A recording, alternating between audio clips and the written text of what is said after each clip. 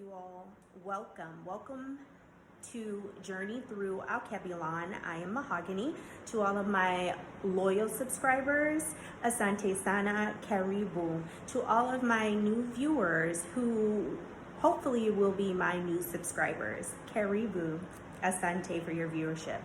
So this episode, you guys, is it's my stance. It is my my view on and my message to the leaders of the various lands of Alkebulan, and my stance on whether we should be welcomed back to the continent. So I'm just gonna jump right into it. Of course we should be welcomed back, home with open arms. And it's, whatever land we find ourselves returning back to, we should absolutely be welcomed back. I am the chairman, you guys, of the returning tribe of the diaspora. The returning tribe of the diaspora. I have written a letter requesting a meeting with leaders here in Tanzania. There are other movements that are going on requesting the same, which is us having a place here on the continent, and there being a special process for us to go through. First, being categorized correctly, because we are currently categorized as foreigners, which is false. And then establishing a special process for us to go through so that we can live here or wherever we are on this continent in peace. And we can focus our efforts and energy on our businesses being reacclimated back to the continent and the cultures within. And that's basically what the returning tribe of the diaspora, that is our asking, of fellow leaders. And the message is not just to leaders here in Tanzania, it is to all leaders throughout the continent. And we agree and stand with all other movements on the continent that are requesting and asking the same, whether that be automatic citizenship, which I also agree that we need to be granted. We stand with those movements as well. It is a collective. And so, yes, I absolutely do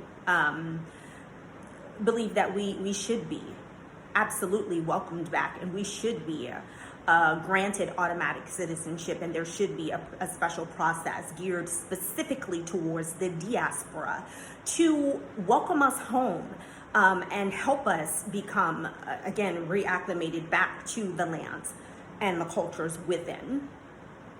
Some people have said I've been following other movements, and I read in the comments, and some of our brothers and sisters who were born in the lands, they say, well, there needs to be a grace period. It shouldn't be automatic. You guys should have to wait at least 1 to 2 years to see, if your behavior, is acceptable, or not.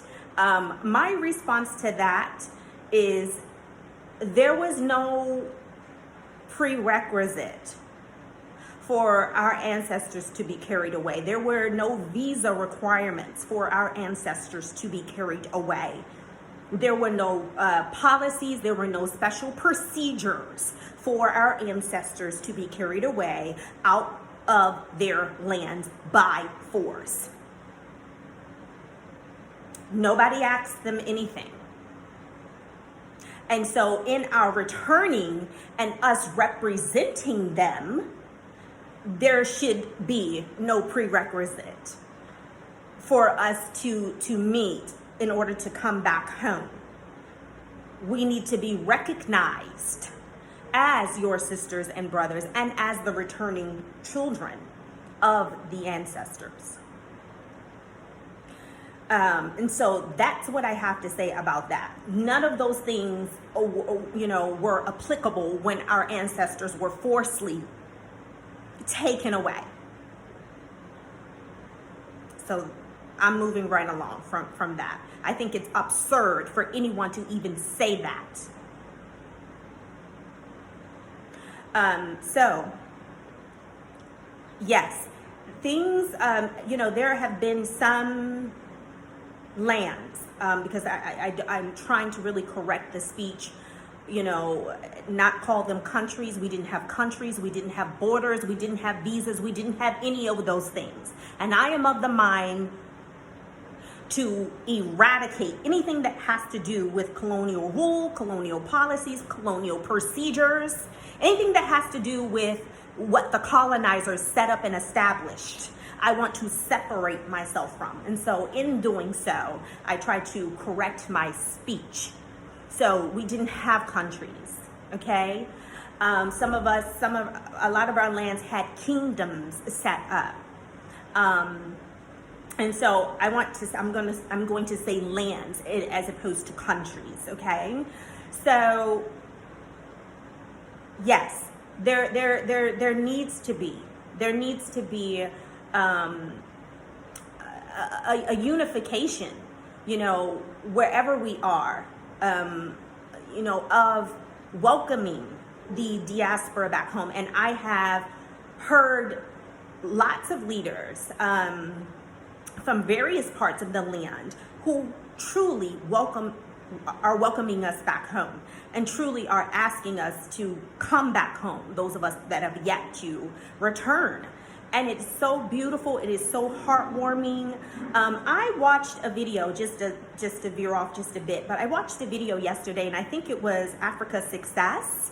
And there was a brother, I believe he was in Gambia, and he was having a conversation with some of the youth there and asking them, how do they feel about us returning back, to the lands? And in particular, he was speaking of Gambia. How do they feel with seeing us coming back, in such large numbers? And, how do they feel and how do they view us, when they see us and our return in general? And why do they think we have come back? And it was so refreshing to hear their beautiful, bright, intelligent, warm voices, express, their opinions. And they were all saying how they feel like the reason why we are returning back is because we are not being treated fairly in the countries from which we came. And he believes, they were saying the UK, the US, and the likes are not treating us well. And they said that they also know that we are being, oppressed, we're being persecuted, we're being murdered. They know that. And the fact that they have kept themselves abreast of the ill treatment and the abuse that we are enduring is heartwarming in itself, because there are so many that don't, and they have a false perception about our lives and our experiences there. And there are a lot of brothers and sisters who feel like we're living our best lives in the US, and so it was very heartwarming that they were aware, that they took the initiative to make themselves aware of our experiences in outside of our Kebulon. And so that was very refreshing. And they said, that's the reason why, that we are coming back. And they also said that they feel that when they see us as themselves. They said they see us as their brothers and their sisters returning. And again, like I just mentioned, they know why. And so they see us, and they see us as themselves. They see us as their brothers and sisters, and it's very good. It makes them feel good to see us. They say there is no difference. Sorry, It was beautiful because there are other places that that have not been so welcoming of us, whether it be the brothers or sisters or, you know, the government. And it's very sad. It's very frustration, and it's angering. It's embarrassing. It really is. It's embarrassing, and it shows just how much more work we have to do to eradicate this self-hate that seems to be ingrained in our hearts and our minds. So that was wonderful. So now getting back, you know, on the subject of, you know, the diaspora, you know, being welcomed back to the land, and there being, you know, special processes for us to come and live again amongst our people. So yeah, that's my stance. Of course, I'm 100%, you know, for it. I don't think that there needs to be any type of prerequisite at all. If you are of the diaspora, you should be welcomed back home. Wherever your feet may touch down on, you should be welcomed back home. Excuse me, you guys. It's hot. So yeah, just pat my little sweat away. And so yeah, so you know, why do I think that it hasn't been an automatic thing thus far, meaning that a special process has not been implemented in the land specifically for the diaspora? Yes, there have been the year of return that Ghana did, but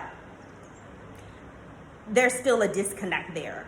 I mean, it's great that you are publicly welcoming us back, and you have this whole year of return, which also raised the GDP of Ghana. We're aware that there was a great financial gain. But where is the real welcoming back home in policy change, in policy implementation, specifically geared towards the diaspora? Ghana for a long time has allowed us to, you know, come and live in peace. However, there is still no automatic citizenship. Why is that? Why are the countries, why are the lands, the leaders of the lands so apprehensive and reluctant about granting us automatic citizenship? I mean, if you really want us to come home and feel like we are really a part, then we should have what the other children have, which is citizenship. There are all these grand apologies being given for, you know, even our people who helped, you know, the colonizer, you know, with our enslavement. But where is the automatic citizenship? Where is it?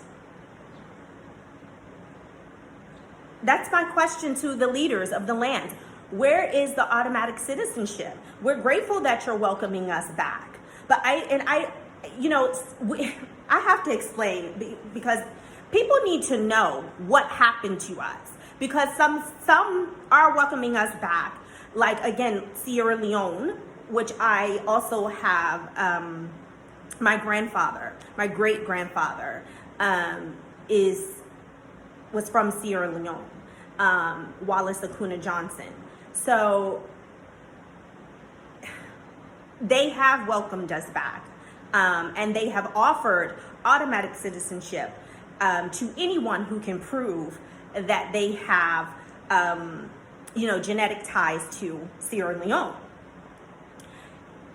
That's wonderful. However, because when our ancestors were carried away, And they were sent to, the various lands to work. They were separated. Families were separated. So children were separated from the mothers and the fathers. Husband and wives were separated. The parents are the ones who teach the children. They act as griots, if you will. They pass along the culture, to the children. The language to the children, the customs to the children. The family tree and legacy is told to the children. And so when mom and dad are separated from child, who then will teach the child about their heritage? Who then is going to shape and mold the child? There's no one. They adopt a bastard tongue because mom and dad aren't there anymore to teach them their native tongue. This is what happened. There were children also forced to breed with their own mothers. Male children forced to breed with their own mothers. This is what happened. So, although grateful for Sierra Leone welcoming us back and saying, if you can prove that you are genetically connected to this land, we would grant you automatic citizenship, some just can't prove it. Some just can't. And I feel like a lot of people can be left out in that. That's why I say it doesn't matter. It doesn't matter where our feet touch the ground, wherever our hearts desire to be on this continent. We should be allowed to be and be granted automatic citizenship. Because some of us don't know. And we don't have anyone in the family to turn to even time travel, which doing a family tree is a form of time traveling. And so we don't even have any family members that are left that can pass along the family genealogy. So, and some will say, well, they can just, their test out there. Some people can't even afford the test, okay? Some can't afford the test. And from my knowledge, especially the number one testing organization used, they trace primarily the matrilineal and not the patrilineal. So some may be connected on their patrilineal side, but because they were tested, because they only tested the matrilineal side, and it may not show that they're connected to a particular land, but they may be on the patrilineal side. I mean, we migrated all throughout this land, you all. Yes, from the place that they took us last, a lot of us were in the western part of Alkebulan, but a great slave trade took place even here in Tanzania. When I went to Bagamoyo, and I have to post those videos, the brother did an excellent job, and he said how in that region there were only three clans of people, and now you see in Tanzania there are so many clans or so many tribes here. Why do you think that is? It's from the trade. It is from the trade. So I know even some here, they don't think of East Africa when they think about the slave trade. But you have to remember that the Atlantic slave trade was not the only slave trade. Remember the Arab slave trade, and that lasted for some 1,200 years. We have to remember that. And so that's why I say wherever we decide to place our feet, we should be welcomed home. And I can't for the life of me comprehend why any leader would deny us citizenship. And you have even some of the ignorant saying, well, you're not entitled. Excuse me. Yes, we are. It is quite the contrary. We are entitled. Absolutely. We are representatives of our ancestors. We are our ancestors. We are those people returning back. Those people that left in shackles. We are them. They are us. We are one. There is no separation there. And the wrongs have to be made right. And in order for the wrongs to be made right, automatic citizenship has to be granted to the diaspora. This is no happenstance. There have been thousands upon thousands of us, you guys, repatriating back, exiting out. This is prophetic and it is divine. This is prophetic and it is divine. This is not by happenstance. This is not a coincidence. This is not a fad. This is divine. This is prophetic. You have to know that. You have to know that. It symbolizes something, which I'm not going to get into.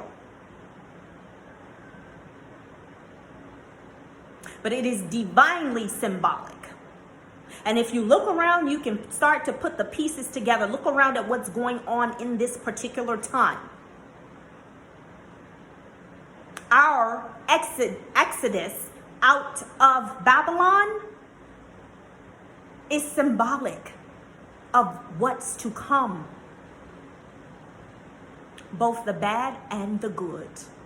There is restoration. There is cleansing going on right now. And then there will be a restoration. And things will be put back in balance as they should be.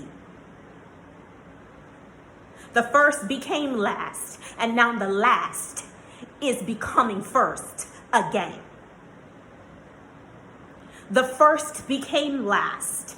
And now the last is becoming first again.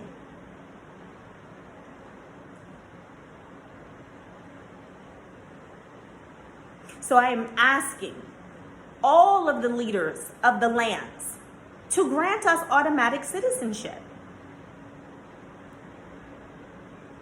Really put action to your words. We appreciate the apologies. We appreciate the warm sentiments. Now we need those met with action. Though that action of granting us automatic citizenship will validate your warm and kind sentiments of welcoming. How can you welcome us back to live and we don't have the same rights as the children who had the privilege of being born in the lands? We don't have the same rights and protections. And we should not be asked to give up our passports to whatever lands that we came from because we are owed things from those lands. Our ancestors literally built those lands, and I can speak from the us that were in the Americas. Our ancestors literally built it with their bare hands. They didn't just take some run-of-the-mill people. Our ancestors were brilliant. Their intellectual property was utilized vastly, whether it be in the planning, the infrastructure. The corporations, the biggest corporations, are running off of the intellectual property of the black mind. And I say black for lack of a better word at this juncture, to those who will understand, or the melanated mind. You can say that.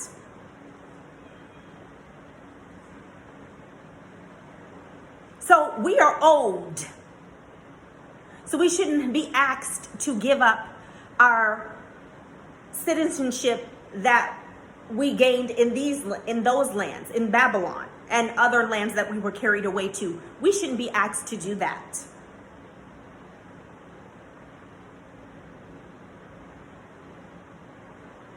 There should be no fear. I also hear that brothers and sisters in some lands may be concerned that we are coming to take their jobs. And what do I have to say about that? I have to say that that's false. For the vast majority of us, we are coming to create jobs, not take them. It's a fact. The vast majority of us are coming to create jobs, not to take them away. And we are doing so. Whether it be the house help who we're paying a salary, gardener who we're paying a salary, security who we're paying a salary.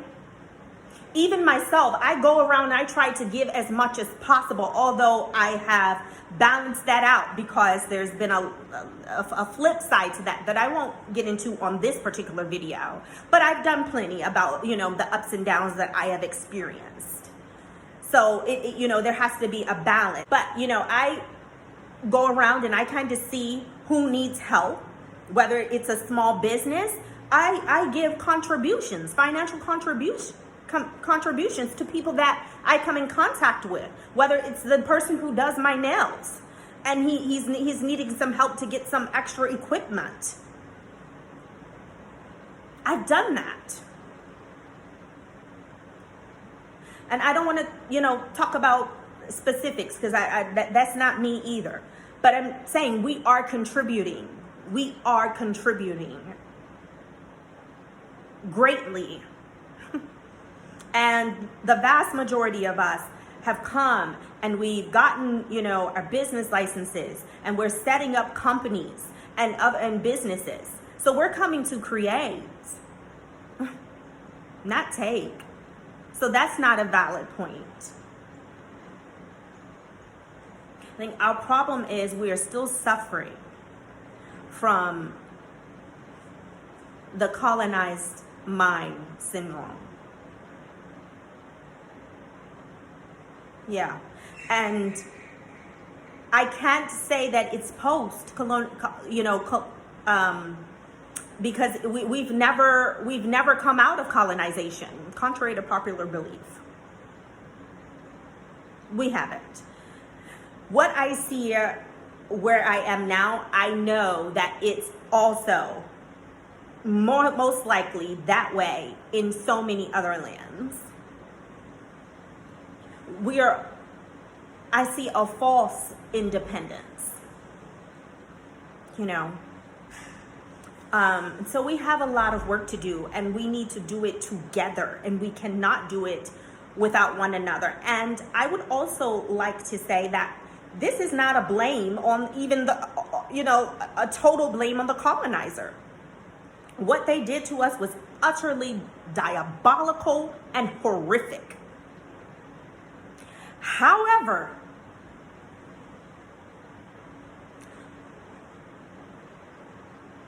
there were issues and breaches within our own nations prior to the colonizer. A house divided against itself shall not stand. A house divided against itself shall not stand.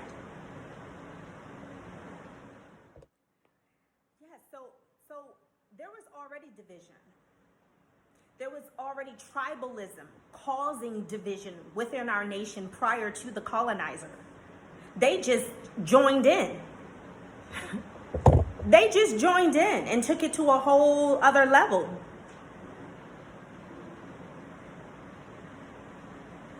They perfected what we already had going on, what we already started within our own nation.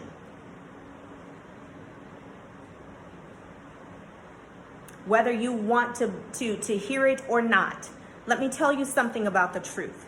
It stands by itself, and it does not require your validation or approval. The truth stands. It stands without your approval or validation. It doesn't require it. It does not care whether you approve or agree. It is. So that's what we had going on. They would not have been able to infiltrate the way that they did without help from ourselves. And we have to take responsibility for our part in our own demise. We have to take responsibility for our part in our own demise. Okay? So yeah, you know, that is where I stand, you guys. I don't want the video to be too long, but that's my stance on it. You know, I stand with all of the movements on the continent that are asking the same thing. And we really should not have to ask. It should be automatically granted to us. You know, we have suffered a great deal. It's been just nonstop suffering, you know, from the time that we were taken, our ancestors were taken away from their lands, from their home, you know, from their culture, from their wealth, from their family, from their peace. They suffered from the time that they were captured and loaded on those horrible ships.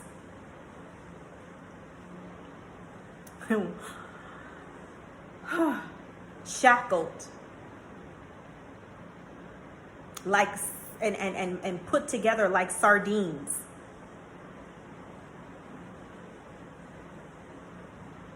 Some said, F this, I'll go swim with the sharks. Yeah, they were about that life. They said they wasn't about that new life that they were trying to impose on them of enslavement. They were like, I'd rather flee this flesh than to go through this horrific experience.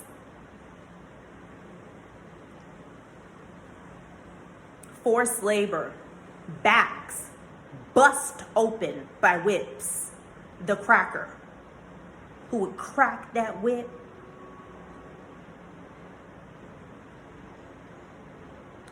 against that black skin, that beautiful melanated skin.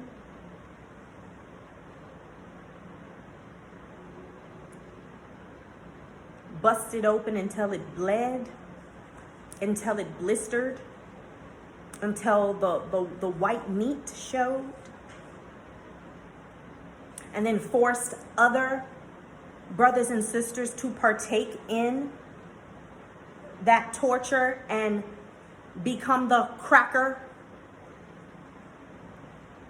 for the cracker of the whip.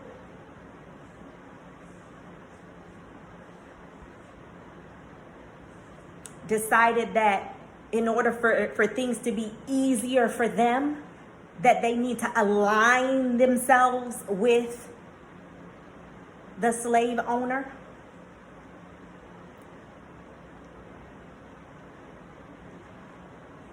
Be the overseers.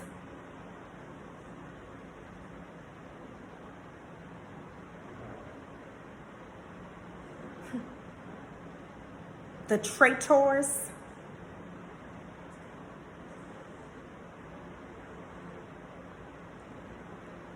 And just, even when on paper, we were, you know, it was said that our enslavement had been abolished, and the owners of those slaves not relaying that message to the enslaved. And so their enslavement continued unbeknownst to them, that their freedom had been announced.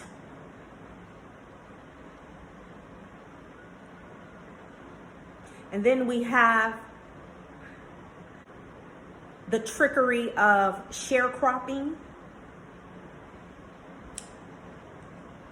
a form of slavery, just a way for them to continue slavery under the guise that it's mutually beneficial. Then we went through the Jim Crow,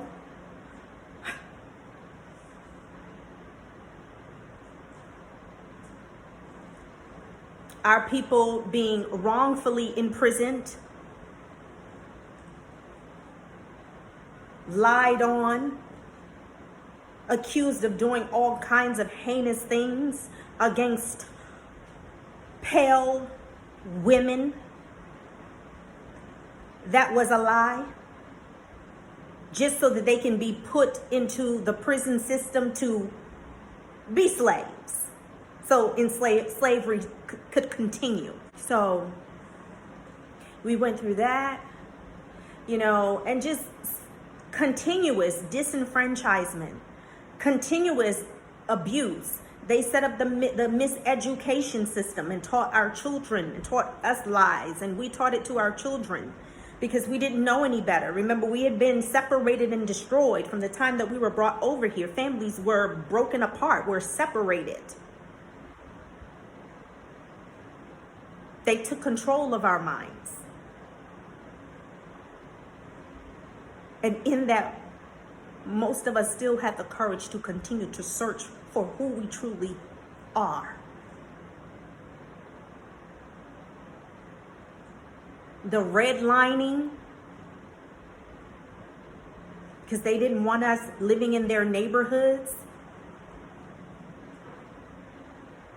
The loan discrimination, charging us higher interest rates if and when they decided to even grant us a loan.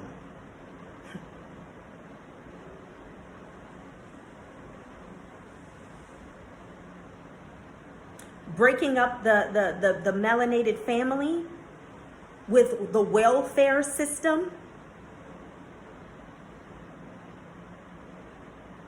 Daddy can't be in the home if you need this money.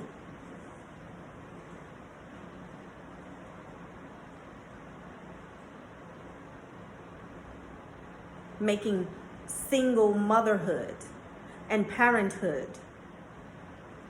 our story, making us the poster children of it, deliberately and systematically.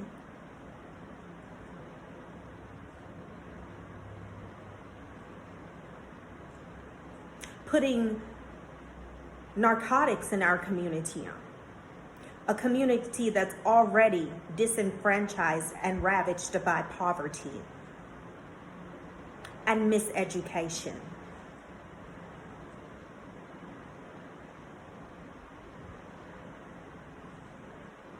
Putting the drugs in our community and then punishing us for using them to try to care for our family.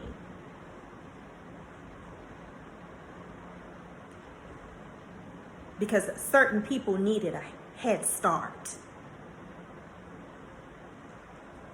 They don't like to play fair.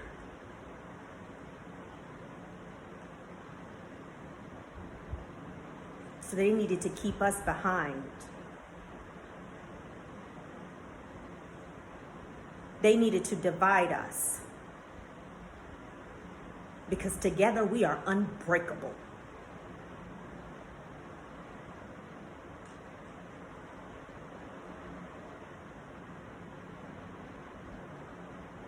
And they continued on. And they convinced our sisters that You don't have to have the burden of taking care of that baby. We'll take care of the baby for you by getting rid of it. There will be no shame. We'll just abort it. Nobody has to know. This will help you. A child would only hold you back. And then they take those aborted fetuses and use them.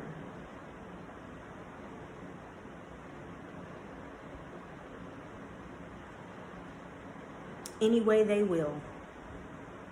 Any way they will. Whether it be in food or drink. Whether it be to take the organs and give them to the likes of themselves.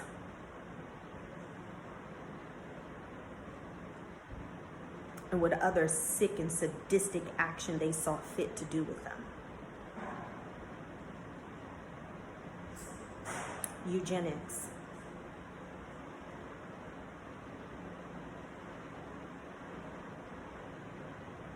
See, this is on many levels.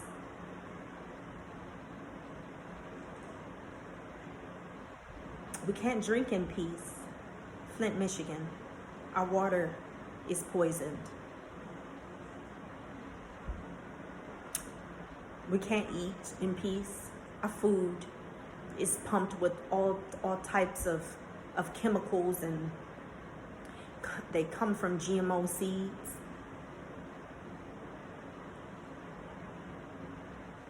The air we breathe, chemtrails.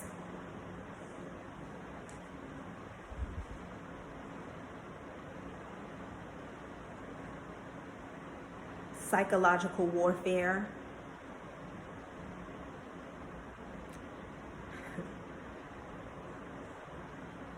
Willie Lynch letter was the architect. I mean, it was the blueprint for what we see today in our community. There's still a battle with colorism. I experienced it growing up so horribly because of the darkness of my skin. I would say in elementary school it stopped when I got into junior high. But it was horrible. You know. And even now and again I still get, "Oh, you're so pretty to be dark skinned," as if that's a compliment. When people say that, it shows me that we still have so much work to do.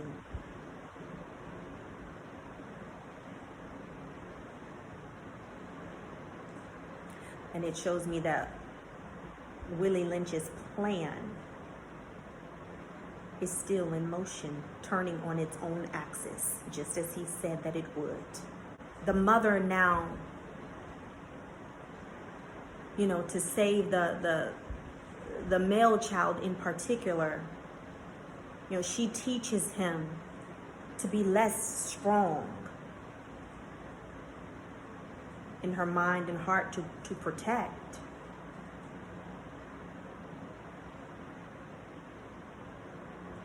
But it also, it destroys. It destroys his masculinity. And it destroys his responsibility to protect.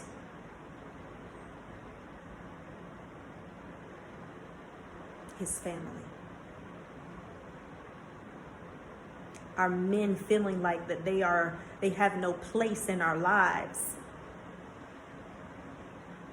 because we push them away, and we have reached such a level of success that we make them feel like they are useless. Too many of us, not all, but too many.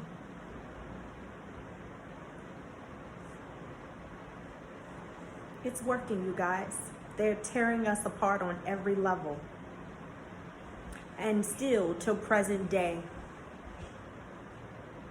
till present day, we are being murdered and we are still being lynched. Our children are still turning up lynched. And yes, they say that the us being gunned down is the new age lynching, but our children are literally still being lynched, tied up by the neck with nooses on their neck and hung. It's still happening.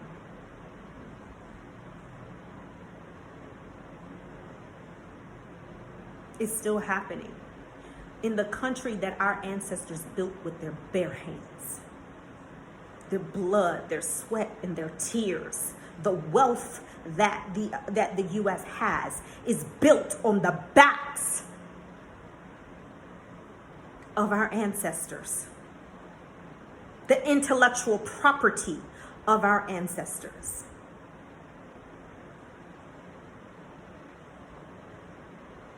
This is what we have gone through, you all.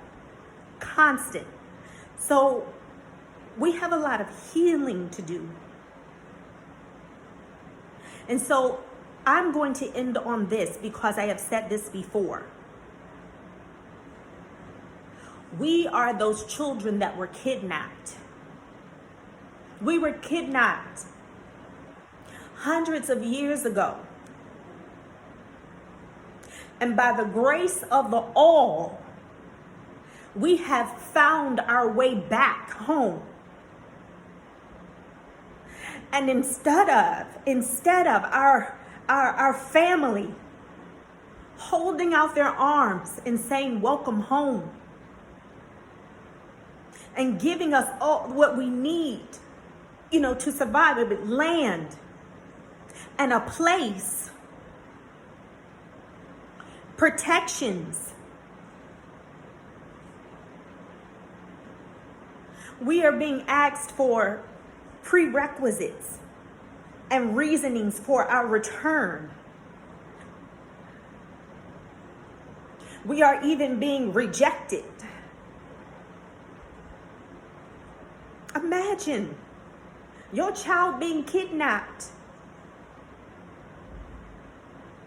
and that child returns home, and you say to your child, do I know you? Do you belong here? What makes you think you belong here? Prove to me that you belong here.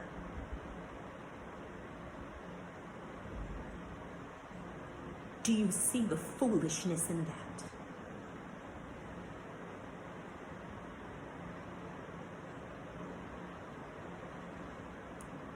Until next time, you all, be good.